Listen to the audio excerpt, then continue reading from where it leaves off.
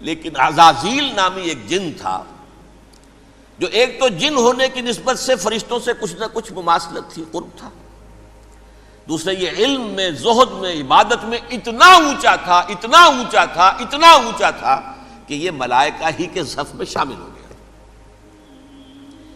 اس نے علم بغاوت بلند کر دیا۔ جب حکم دیا گیا کہ سجدہ کرو آدم کو، اب یہ دیکھیے کس قدر یہ اہم مضمون ہے، اور آپ سوچ رہے ہیں یہ باتیں آج پہلی مرتبہ ہمیں اس طرح سنائی جا رہی ہیں، یہ باتیں تو علم میں آتی نہیں ہمارے۔ وجہ کیا ہے؟ آپ کو دلچسپی نہیں ان چیزوں سے۔ جدید تہذیب نے ان چیزوں کی اہمیت کو زیرو کر دیا۔ قرآن میں اہمیت کا کیا عالم ہے؟ 7 جگہ یہ مضمون قرآن میں آیا ہے کہ فرشتوں کو ہم نے حکم دیا سجدہ کرو آدم کو، سب نے سجدہ کیا۔ فسجد الملائکۃ کلھم اجمعون، سارے کے سارے، کل کے کل، سب نے مل کر سجدہ کیا آدم کو، اللہ کے حکم سے فوراً تعمیل کر دی، الا ابلیس ابا واستکبر وکان من الکافرین۔ ابلیس نے نہیں کیا، انکار کیا، استکبار کیا، گھمنڈ کیا۔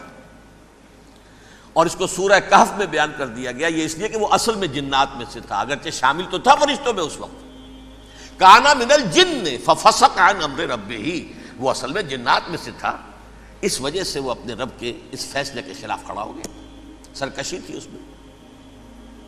یہ معاملہ اتنا اہم ہے، اب آپ سمجھیے کہ 7 مرتبہ سورہ بقرہ، سورہ اعراف، سورہ حجر، سورہ بنی اسرائیل، سورہ کہف، سورہ طٰہٰ، سورہ صاد، 6 مکی صورتوں میں ذکر ہے یہ، اور ایک مدنی صورت سورہ بقرہ۔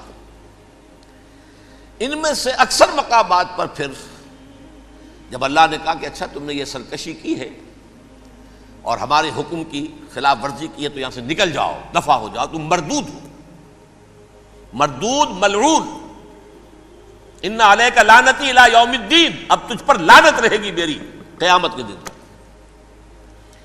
اس نے کہا اچھا پروردگار پھر مجھے ذرا مہلت دے دے، رب فانظرنی الی یوم یبعثون، قیامت تک میری زندگی طویل کر دے۔ فاذهب فانک من المنظرین، کہہ دیا اچھا جاؤ، تمہاری یہ درخواست بھی ہم نے قبول کی۔ اس نے کہا پروردگار اب میں اس آدم کو بھی گمراہ کر کے چھوڑوں گا اور آدم کی نسل کو تباہ کر کے چھوڑوں گا۔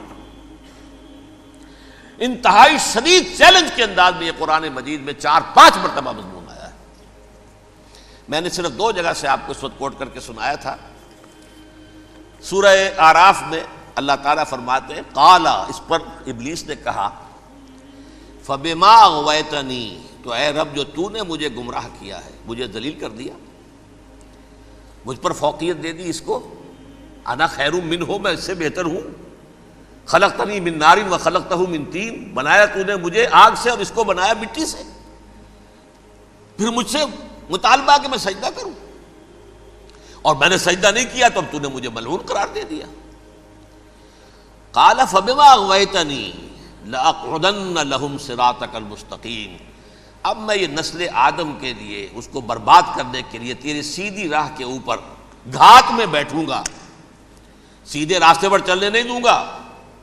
ثم لآتینہم من بین ایدیہم، پھر میں ان پر حملہ آور ہوں گا، ان کے سامنے سے بھی، ومن خلفہم، ان کے پیچھے سے بھی، وعن ایمانہم، ان کے داہنی جانب سے بھی، وعن شمائلہم، اور ان کے بائیں جانب سے بھی، ولا تجد اکثرہم شاکرین، اور تو دیکھے گا کہ ان کی اکثریت تیری شکر گزار بندوں پر مشتمل نہیں ہوگی۔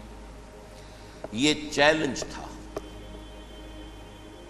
اور ایک چھوٹا سا چیلنج جو سورہ صاد میں آیا ہے، اور یہاں تو اس نے اللہ کے جلال کی قسم کھا کر کہا قال فبعزتک لأغوینہم اجمعین، اے رب تیری عزت، تیرے جلال کی قسم ہے میں ان سب کو گمراہ کر کے چھوڑوں گا، الا عبادک منہم المخلصین، سوائے ان میں سے وہ کچھ لوگ جنہیں تو خالص اپنا بندہ بنا لے، جنہیں تو اپنا بندہ بنا لے، مخلص، مخلص نہیں، مخلص یہ مفعول ہے، فاعل نہیں ہے، جسے تو بنا لے۔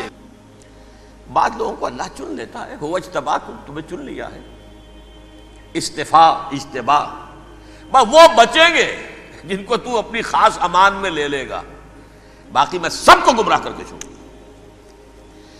یہ ہے اصل دنیا میں نوع انسانی کا ابدی دشمن، ازلی سے ابدی تک۔